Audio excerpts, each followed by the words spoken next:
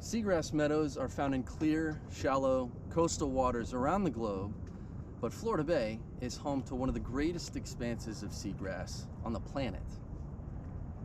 Now, seagrass may not seem that exciting, but the fact is, it's critically important. Seagrasses help to maintain water quality, they prevent erosion, they create oxygen, and they create habitat for countless marine organisms. Today we're going to explore the seagrass habitat, and I want you to look for three things to identify. Look for this symbol and listen for this sound, and then go to this link right here and use the field guide to help identify those three things. Good luck.